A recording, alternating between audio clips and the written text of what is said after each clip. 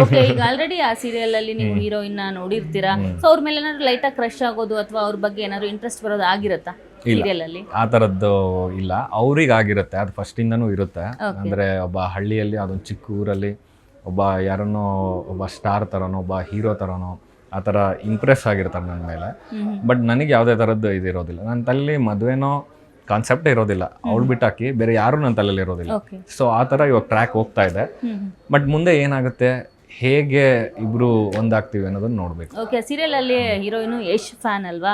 So ನೀವು ತುಂಬಾ ಯಶ್ಗೆ connect ಆಗ್ತೀರಾ, ಯಾಕಂದ್ರೆ ನಿಮ್ಮ ಹೈಟ್ ಇರ್ಬೋದು, ಆ ಒಂದು ವಾಕಿಂಗ್ ಸ್ಟೈಲ್, ಟಾಕಿಂಗ್ ಸ್ಟೈಲ್ ಇರ್ಬೋದು, ಅದು ಯಶ್ ಅವ್ರಿಗೆ ತುಂಬಾ ಕನೆಕ್ಟ್ ಆಗಿದೆ ಅಂತ ಅವ್ರಿಗೆ ಅನ್ಸಿದೆ. ಅದಕ್ಕೆ ನಿಮ್ನ ಆ ಪಾತ್ರಕ್ಕೆ ಸೆಲೆಕ್ಟ್ ಮಾಡಿದ್ದಾರೆ ಅಂತ ನಮ್ಗೆ ಅನಿಸಿದೆ. ನಿಜ, ನಿಮ್ಮ ಪ್ರಕಾರ ಏನ್ ಅನ್ಸುತ್ತೆ?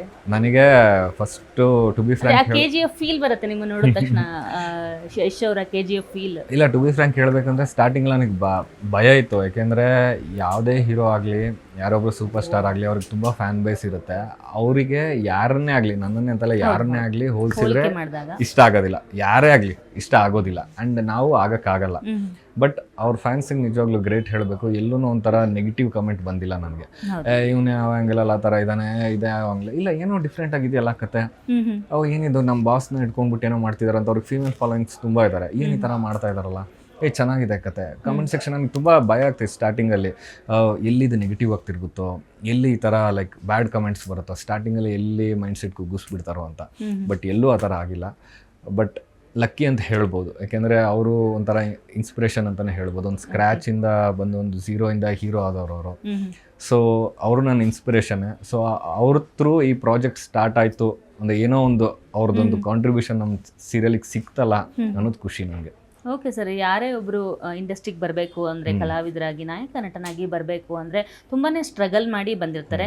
ನೀವು ಆಡಿಷನ್ ಕೊಡ್ತಾ ಇದ್ದೆ ತುಂಬ ಅಂತ ಹೇಳಿದ್ರಿ. ಸೊ ಸೀರಿಯಲ್ ಬಿಟ್ಟು ನೀವು ಸಿನಿಮಾ ಏನಾದರೂ ಟ್ರೈ ಮಾಡಿದ್ದೀರಾ? ಸಿನಿಮಾಗೆ ಆಡಿಷನ್ ಕೊಟ್ಟಿದ್ದೀರಾ? ಅದ್ರದ್ದು ಏನಾದ್ರು ಟ್ರೈ ನಡೆದಿತ್ತಾ ನಿಮ್ಮ ಒಂದು ಕಡೆಯಿಂದ? ಹಾಂ, ಅಂದರೆ ಲೈಕ್ ಸಿನಿಮಾ ನಾನೊಂದು ಮಾಡಿದ್ದೆ ಪಾತ್ರ ಅಂತ 2023 ಥಿಯೇಟ್ರಿಕಲ್ ರಿಲೀಸ್ ಆಯಿತು. ಅಷ್ಟು ಬರಲಿಲ್ಲ, ಯಾಕೆಂದ್ರೆ ತುಂಬ ಲೋ ಬಜೆಟ್ ಇತ್ತು, ಎಲ್ಲ ಹೊಸ ಆರ್ಟಿಸ್ಟ್ಗಳಿದ್ರು. ಆ್ಯಂಡ್ ಕೋವಿಡ್ ನಡೀತಾ ಇತ್ತು ಅವಾಗ, 50% ಆ ಥರದ್ದೆಲ್ಲ ನಡೀತಾ ಇತ್ತು. ಸೊ ಆ ಥರದ್ದೊಂದು ಹೋರಾಟದ ಮಧ್ಯೆ ಅದು ಕಾಣಿಸ್ಲಿಲ್ಲ. ಬಟ್ ಮಾಡ್ತಾ ಇದ್ದೇನೆ. ಅಂದರೆ ನನಗೇನಂದರೆ ನನಗೆ ಅಲ್ಟಿಮೇಟ್ ಗೋಲ್, ನನಗೆ ಸಿನಿಮಾಗೆ ಬರಬೇಕು, ನಾನು ಸಿನಿಮಾ ಮಾಡಬೇಕು, ಒಳ್ಳೆ ಕಥೆಗಳು. ನನಗೇನು ಒಂಥರ ಕಮರ್ಷಿಯಲ್ ಹೀರೋ ಆಗಬೇಕು ಆ ಥರದ್ದೆಲ್ಲ ಆಸೆ ಇಲ್ಲ ನನಗೆ. ನಾನೊಬ್ಬ ಒಳ್ಳೆ ನಟ ಆಗಬೇಕು, ನಾನು ಒಳ್ಳೆ ಪಾತ್ರಗಳು ಮಾಡಬೇಕು.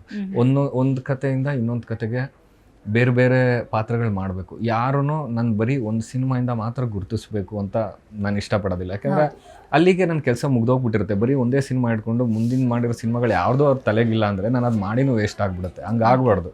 ಒಂದು ಸಿನಿಮಾ ಮಾಡಿದ್ದೀನಿ, ಅದನ್ನ ಎಂಜಾಯ್ ಮಾಡೋದು, ನೆಕ್ಸ್ಟ್ ಸಿನಿಮಾ ಮಾಡೋದು ಎಂಜಾಯ್ ಮಾಡಬೇಕು, ಅದೇ ಥರನೇನೋ ಮೈಂಡ್ ಸೆಟ್ ಇರೋದು. ಬಟ್ ಆ ಥರ ಕಥೆಗಳು ಬಂದರೆ ನಾನು ಮಾಡ್ತೀನಿ. ಯಾಕೆಂದರೆ ಹೇಗಾಗ್ಬಿಟ್ಟಿರುತ್ತೆ ಅಂದರೆ, ಸುಮ್ಮನೆ ಮಾಡಿದ್ರೆ ಏನೂ ಬರೋದಿಲ್ಲ. ದುಡ್ಗೋಸ್ಕರ ಮಾಡೋದಾಗಿರ್ಬೋದು, ಅಥವಾ ಏನೋ ಖಾಲಿ ಇದ್ದೀನಿ ನಾನು ಕೆಲಸ ಮಾಡೋಣ ಅನ್ನೋ ಥರ ನಾನು ಆ ಥರ ಮಾಡೋದಿಲ್ಲ. ಒಳ್ಳೆ ಕತೆ, ಅದು ನನಗೆ ಇನ್ಸ್ಪೈರ್ ಆಗಬೇಕು. ಆ ಥರದ ಕತೆಗಳು ಬಂದರೆ ಒಪ್ಕೊಂಡು ಮಾಡ್ತೀನಿ. ಓಕೆ, ಕಲಾವಿದರು ಅಂದರೆ ಎಲ್ಲ ಒಂದು ಕ್ಯಾರೆಕ್ಟರ್ ಕೂಡ ಅಮೇಝಿಂಗ್ ಸರ್. ಯಾಕೆಂದರೆ ಕಲಾವಿದರು ಯಾವ ಕ್ಯಾರೆಕ್ಟರ್ ಬಂದ್ರೂ ಅದನ್ನು ಮಾಡುವಂಥ ಶಕ್ತಿ ಇರೋರೇ ಕಲಾವಿದರು. ಸೊ ಆಲ್ರೆಡಿ ನಾಯಕ ನಟನಾಗಿ ನೀವು ಸೀರಿಯಲಲ್ಲಿ ಮಾಡ್ತಾ ಇದ್ದೀರಾ. ಸೊ ಇತ್ತೀಚಿನ ದಿನಗಳಲ್ಲಿ ಯಾವುದಾದ್ರು ಒಂದು ಪಿಕ್ಚರ್ ನೋಡಿದಾಗ ಅಥವಾ ಯಾವುದಾದ್ರೂ ಒಂದು ಸೀರಿಯಲ್ ನೋಡಿದಾಗ ಈ ಕ್ಯಾರೆಕ್ಟರ್ ನಾನು ಮಾಡಿದರೆ ಹೆಂಗಿರುತ್ತೆ ಅಂತ ಒಂದು ಥಾಟ್ ಎಲ್ರಿಗೂ ಬಂದಿರುತ್ತೆ ಸರ್, ಕಲಾವಿದರ ಆಗಿರೋರಿಗೆ. ಸೊ ನಿಮಗೆ ಇತ್ತೀಚೆಗೆ ಬಂದಿರುವಂಥ ಯಾವ್ದಾದ್ರು ಒಂದು ಥಾಟ್ ಇದೆಯಾ, ನನಗೆ ಈ ಥರ ಒಂದು ಕ್ಯಾರೆಕ್ಟರ್ನ ಪ್ಲೇ ಮಾಡಬೇಕಿತ್ತು, ಮಾಡಬಹುದು ಅನ್ನೋ ಥರ ಯಾವ್ದಾದ್ರು ಡ್ರೀಮ್ ಇದೆಯಾ? ಹಾಂ, ಅಂದರೆ ಪೌರಾಣಿಕ ಆಗಿರ್ಬೋದು, ಕಮರ್ಷಿಯಲ್ ಆಗಿರ್ಬೋದು, ಯಾವ್ದಾದ್ರು ಒಂದು ರೋಲ್? ಹಾಂ, ಆ ಥರ ನೋಡಿದ್ರೆ ನನಗೆ ರಾಜ್ಕುಮಾರ್ ಅವ್ರದ್ದು ಎಲ್ಲ ಸಿನಿಮಾಗಳು ಇಷ್ಟನೇ. ಬಟ್ ಇವಾಗ ರೀಸೆಂಟ್ ಟೈಮ್ಸಲ್ಲಿ ನೀವು ಹೇಳ್ತಿರೋದ್ರಿಂದ ತೊಗೊಂಡ್ರೆ ನನಗೆ ಕಾಂತಾರ ಸಿನಿಮಾ ತುಂಬ ಇಷ್ಟ ಆಯಿತು. ಯಾಕೆಂದರೆ ಅದರಲ್ಲಿ ತುಂಬ ಪ್ರಿಪ್ರೇಷನ್ ಕಾಣಿಸ್ತು ನನಗೆ.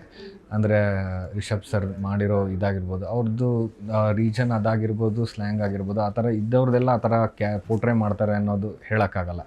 ಆ ಮಟ್ಟಕ್ಕೆ ಆ್ಯಕ್ಟಿಂಗ್ ತೋರಿಸಿದ್ರು. ಅಂದರೆ ಲಾಸ್ಟ್ ಕ್ಲೈಮ್ಯಾಕ್ಸ್ ಆಗಿರ್ಬೋದು, 2 ಸಿನಿಮಾದಲ್ಲ ಕ್ಲೈಮ್ಯಾಕ್ಸ್ ಆಗಿರ್ಬೋದು, ಅಮೇಝಿಂಗ್ ಅದು. ಆ ಥರದ್ದು ಆ್ಯಕ್ಟಿಂಗ್ನ ಹಿಂದೆ ರಿಷಬ್ ಸರ್ದು ಎಷ್ಟೊಂದು ಕೆಲವು ಸಿನಿಮಾಗಳು ನೋಡಿದ್ವಿ. ಬಟ್ ಆ ಥರ ಇದು ಯಾರೂ ಎಕ್ಸ್ಪೆಕ್ಟ್ ಮಾಡಿರಲಿಲ್ಲ. ಈ ಥರನೂ ಒಂದು ರೇಂಜ್ ಆಫ್ ಆ್ಯಕ್ಟಿಂಗ್ ಇದೆ, ಇವ್ರ ಹತ್ರ ಕಲೆ ಇದೆ.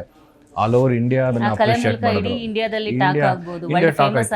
ಬಿಕಾಸ್ ನಾವು ಅಂದರೆ ಲೈಕ್ ನಾನು ಯಾವುದು ದೇವ್ರದ್ದು ಇದ್ರ ಬಗ್ಗೆ ಇದನ್ನು ಮಾತಾಡಲ್ಲ. ಬಟ್ ಏನಂದರೆ ಕೆಲವೊಂದ್ಸಲಿ ಅದನ್ನು ಆ್ಯಕ್ಟ್ ಮಾಡೋಕೆ ಹೋದಾಗ ಏನಂತಾರೆ ಓಕೆ ಇದು ಆ್ಯಕ್ಟಿಂಗೇ ಅನ್ಕೊಂಡ್ಬಿಡ್ತಾರೆ. ಅಂದರೆ ದೇವರು ಮೈ ಮೇಲೆ ಬರೋದಾಗಿರ್ಬೋದು, ದೆವ್ವ ಅಟ್ಯಾಕ್ ಮಾಡೋದಾಗಿರ್ಬೋದು, ನೆಗೆಟಿವ್ ಎನರ್ಜಿ ಪಾಸಿಟಿವ್ ಎನರ್ಜಿ ನಮ್ಮ ಮೇಲೆ ಬರೋದಾಗಿರ್ಬೋದು. ಕೆಲವೊಂದ್ಸಲಿ ಏನಾಗ್ಬಿಡುತ್ತೆ ಆ್ಯಕ್ಟರ್ಗಳು ಅದನ್ನು ಆ್ಯಕ್ಟ್ ಮಾಡೋಕೆ ಹೋದಾಗ ಏನಾಗ್ಬಿಡುತ್ತೆ ಓವರ್ ಆ್ಯಕ್ಟಿಂಗ್ ಅನ್ಸ್ಬಿಡುತ್ತೆ. ಬಟ್ ಎಲ್ಲೂ ರಿಷಬ್ ಸರ್ದು ಯಾವುದೇ ಒಂದು ಚಿಕ್ಕ ಫ್ರೇಮಲ್ಲೂ ಕೂಡ ಅವರು ಓವರ್ ಆ್ಯಕ್ಟ್ ಮಾಡ್ತಿದ್ದಾರೆ ಅಂತ ಅನಿಸಿಲ್ಲ, ಅವರೇ ಆ ಕ್ಯಾರೆಕ್ಟರ್ ಆಗಿಬಿಟ್ಟಿದ್ದಾರೆ ಅಂತ ಅನ್ನಿಸ್ತು.